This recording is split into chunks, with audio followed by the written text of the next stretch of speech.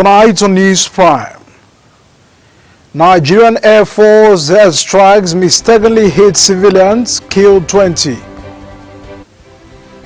And the business economic activities return to Aba, other commercial cities in the southeast. And the first says Sudanese army claims capture of key eastern city from rebels. On sports tonight, NFF set to unveil Eric Chelle as the new Super Eagles coach.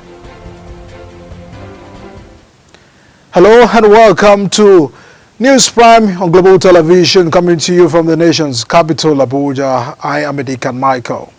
A quick reminder that Global TV is on DSTV channel 365, Star Times channel 276, and free to air on Nicomsat.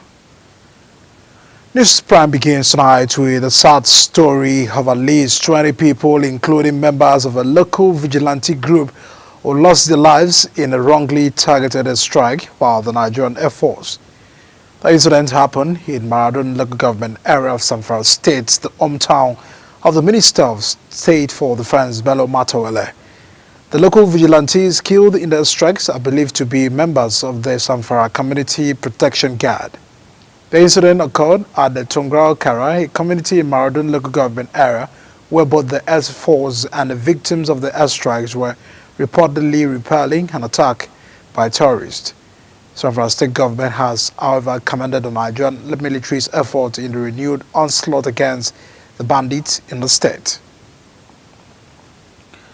President Tinubu arrived at Abu Dhabi, the United Arab Emirates, for the Abu Sustainability Week.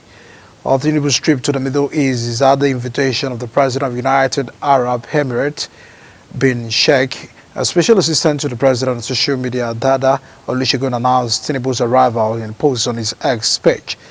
In Abu, the President is expected to deliver a speech highlighting his administration's key reforms, particularly in energy efficiency, transportation, public health, and economic development. Now, in a related development, Nigeria's military personnel have been completely prohibited from engaging in homosexuality, lesbianism, bestiality, cross-dressing, and other acts deemed contrary to the ethics of the armed forces. This directive is contained in Section 26 of the revised Harmonized Armed Forces Terms and Condition of Service signed by President Tinubu on December 16, 2024. Similarly, personnel are barred from body piercing, tattooing, disorderly behavior, and drunkenness on or off duty. The Saki Dawakin Baba of Kano, Aminu Baba Dan, has rejected the Courts of Appeals verdicts nullifying the Federal High Court ruling on the Kano Emirship dispute. Dana Gondi, a senior member of the Kano Emirate Council, expressed dissatisfaction with the judgment and directed his legal team to escalate the matter to the Supreme Court. He insisted that Aminu Ado Bayero remains the rightful Emir of Kano and urged Sanusi and the Kano state government to refrain from celebrating the appeals court verdict until the Supreme Court's decision. Another Socio-Economic Rights and Accountability Project, SERAP, has filed a lawsuit against President Tinubu's administration and Nigeria's 36 state governors at the ECOWAS Community Court of Justice in Abuja. The suit challenges the alleged misuse of the Cybercrimes Act 2024 to suppress freedom of expression and violate human rights, particularly those of activists, journalists, bloggers, and social media users. In a statement issued by SERAP's Deputy Director Kolawole, explained that the provisions of the amended acts remain vague, arbitrary, and repressive, enabling authorities to criminalize legitimate expression and restrict media freedom. And now the House of Representatives has taken a step to strengthen anti-corruption fight with the introduction of a bill to encourage the whistleblowers to expose the corrupt practices, particularly in the public sector. The bill, which proposes a fine of 2 million naira or 2 years imprisonment for disclosing a piece of confidential information provided by a whistleblower, may be considered as lawmakers are set to debate its general principles upon resumption of plenary duty next week. Meanwhile, Jigawa State Judicial Service Commission has dismissed 3 judicial staff for misconduct The commission also advised 3 Sharia court judges to resign and issued a reprimand to 2 others for dereliction of duty. This was disclosed in a statement issued in Dutse by Abbas Wangara, the Director of Protocol and Publicity for Jigawa State Judiciary. At its 178th meeting on January 7th, the Commission approved disciplinary measures against the personnel found guilty of violating judicial procedures and rules. Now, 3 persons have fared dead in a suspected cholera outbreak in the Siodom community of Andoni local government area of Rivers State. The incident was reportedly discovered when a team from a multinational oil company visited the community to inspect a water rehabilitation project in the area. A former chairman of Andoni local government area, Dr. Gogo Gute Isaiah, who said he was with the oil firm working on the water rehabilitation project in the area, was said to have confirmed the incident. Operatives of the National Drug Law Enforcement Agency NDLEA have arrested a traditional chief priest of a Igonoko shrine in Alpha Beach area of the Ajaleki following what the Anti-Narcotics Agency said was a 3-month manhunt. Abari, also known as Malo, was apprehended after 2,760 kilograms of sconge wares recovered from his shrine on October 25, 2024. In a statement released by the agency spokesperson Femi Babafemi stated that while 2 of the barriers accomplices had been arrested, charged and convicted last year, the chief priest was identified as the leader of the drug syndicates operating from the shrine. President Tinubu has sent a congratulatory message to Senator John Azuta Mbata on his election as the President General of Ohanes and Igbo worldwide. The President's spokesman, Bayo Onadoga, stated that Azuta Mbata, a former senator representing Rivers East in the Senate from 1999 to 2007. Azuta Mbata was elected as president of the preeminent Pan-Igbo Social Cultural Group had its meeting in Enugu on Friday. Equally, President Tinubu congratulated the group on the successful leadership transition and enjoined the new leaders to uphold the principles of their predecessors.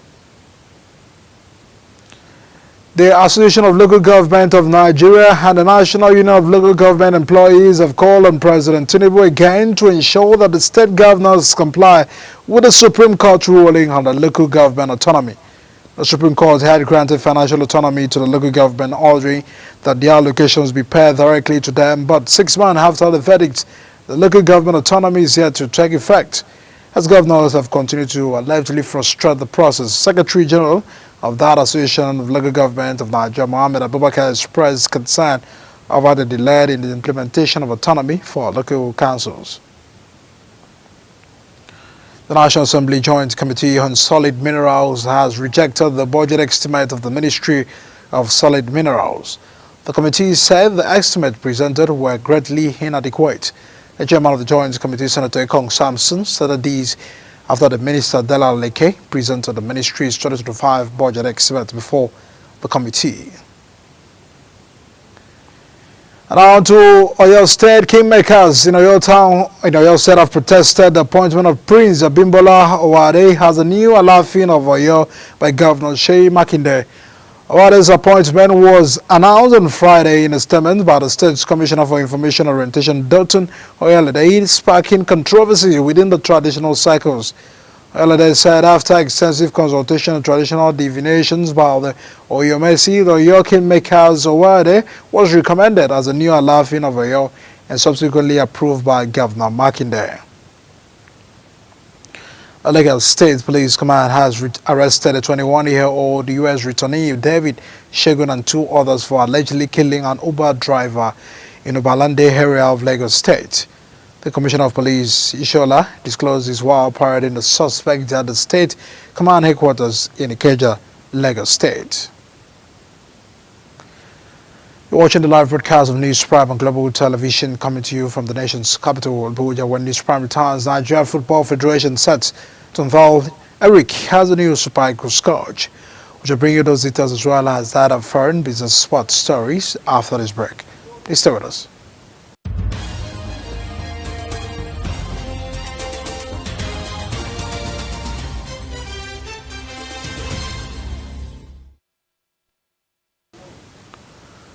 Welcome back and many thanks everyone for staying with us. And now to business news. The cloud of fear that had enveloped the southeast geopolitical zone of the country appears to be clearing.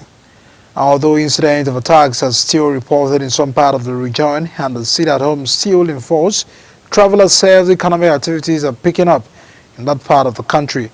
Unlike in the past when the zone was dreaded and regarded as a no-go area by many travelers, particularly people from the region, such is no longer the case these days. The zone has been under siege by some elements who hide under the agitation for the release of Nnamdi Kanu, leader of the indigenous people of Biafra, to wreak havoc in the zone. Now, amid the ongoing controversy surrounding the proposed tax reform bills by the current administration, the federal government and 21 out of the 36 states in the federation have projected a combined value-added tax revenue of over 2.5 trillion naira for the 2025 in their respective budget estimates. This projection excludes additional funds that may accrue from the implementation of the contentious tax reform bills. The value-added tax, the consumption tax on goods and services is levied at each stage of the supply chain where value is added. And now, as the federal government moves to approve the first telecom tariff hike in over a decade, Nigerians are demanding that mobile network operators justify the increase by delivering substantial improvements in the service quality. And now, for years, subscribers have called for better network quality, citing frequent call drops and slow data speeds. They argue that if telecom companies are to benefit from the higher tariff, consumers should experience a tangible improvement in the services they are paying for. And more on the world of business, the Central Bank of Nigeria, CBN, says the introduction of 2 new financial products have been designed to serve Nigerians living abroad. The non-resident Nigerian Ordinary Account and the non-resident Nigerian Investment Account were unveiled in a circular dated January 10, 2025, issued by the Trade and Exchange Department of the Apex Bank. And the CBN, in the document signed by the Acting Director of Trade and Exchange, Dr. WJ Kanja, says that these accounts aim to streamline the remittance, encourage investment, and foster financial inclusion among Nigerians in the diaspora. Now, moving to a foreign scene tonight, the army in Sudan says it has captured a key city in the country's east, one of its biggest gains yet in an almost 2-year-long war against the rebel forces. And our footage on social media showed people celebrating in the street as army soldiers entered the city of Wad Madani. The leader of the paramilitary group, the Rapid Support Forces, Hamad Dangala, also known as Ahmediti, reportedly acknowledged the loss in an audio message. Jack Smith, the special counsel appointed to investigate Donald Trump for his alleged effort to overturn the result of the 2020 election, has left the U.S. Department of Justice. The statement on Smith was a footnote in the filing to canon as she considers whether to maintain a hold on the special counsel's report on 2 cases. And Trump's role in the January 6, 2020 insurrection at the U.S. Capitol aimed at halting the certification of Joe Biden's victory, and a case of Trump's withholding of classified documents after he left the White House. South Korea's suspended President Yoon Suk will not attend the first hearing of his impeachment trial next week because of safety concerns. Yoon has been holed up in the presidential residence and protected by an elite guard force since being suspended and impeached last month following a short-lived declaration of the martial law that plunged the country into political chaos. Now, the Constitutional Court has scheduled 5 trial dates spanning January 14 to 4th, which will proceed in his absence if it does not attend. Moving to United States, Californians have demanded to know who is at fault for the vast devastation caused by the raging Los Angeles wildfires as strict curfew went into force to prevent looting and lawlessness. At least 11 people died as flames wrapped through the neighborhoods and razed thousands of homes in a disaster that U.S. President Joe Biden linked to a war scene. And while Angeles grapples with the heart-rending rain, anger has risen over officials' preparedness and response, particularly for the series of false evacuation alarms and after Hydrants ran dry as the firefighters battle the initial blazes.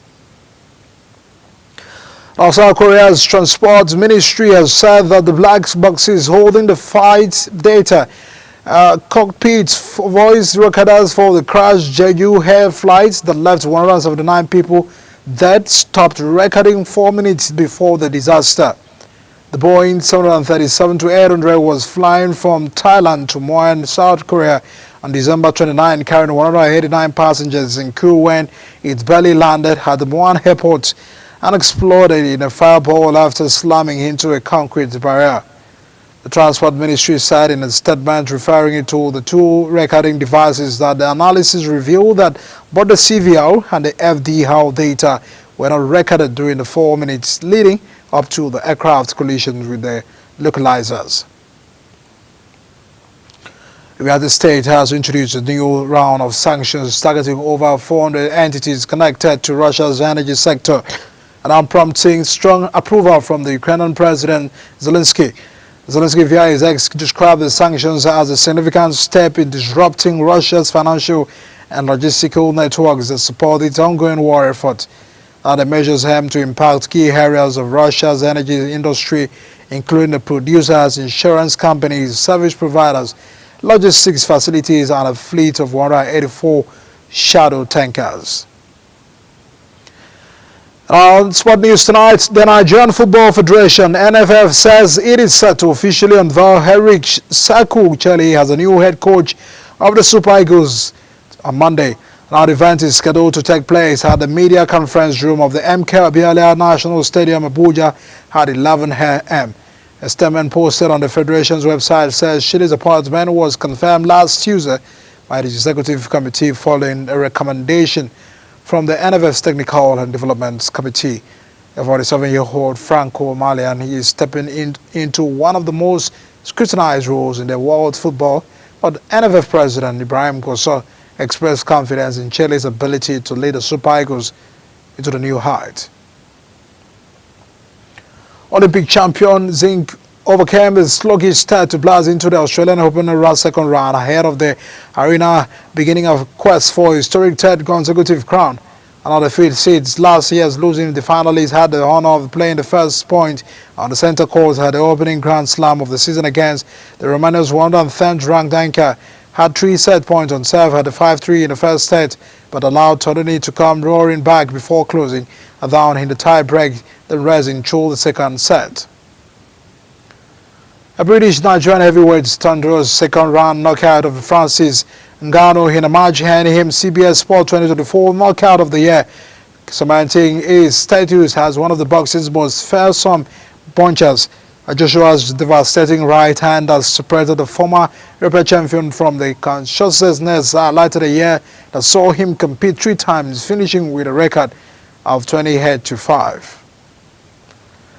Barcelona coach Hansi Flick says he will maintain the same style of play he deployed against Real Madrid in the first El Clasico of the season. Real Madrid were caught offside 12 times against Barcelona had a Santiago in October, going on to lose 4-0 to ravaging Barcelona side.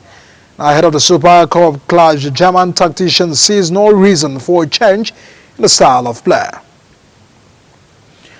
And tonight, as we wrap up the news, let's take a look at some of our top stories. We told you at least 20 people, including members of a local vigilante group, have been killed in a wrongly targeted airstrike by the Nigerian Air Force. We also informed you in business that a cloud of fear that had enveloped the southeast geopolitical zone of the country appears to be clearing, with commercial activities speaking steady steam.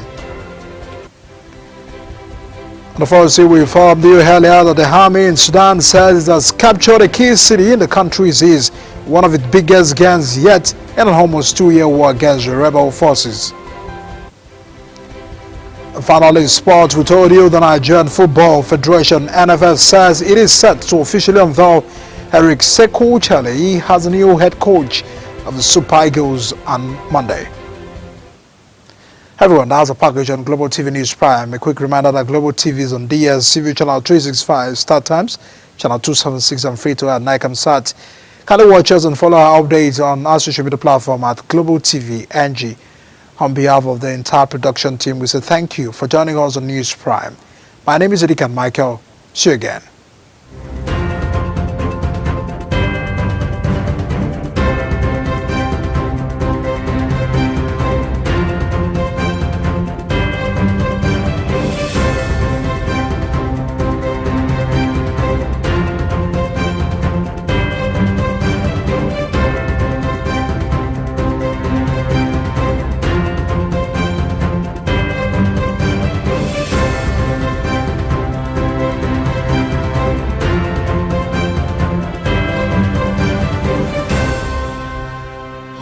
Yeah.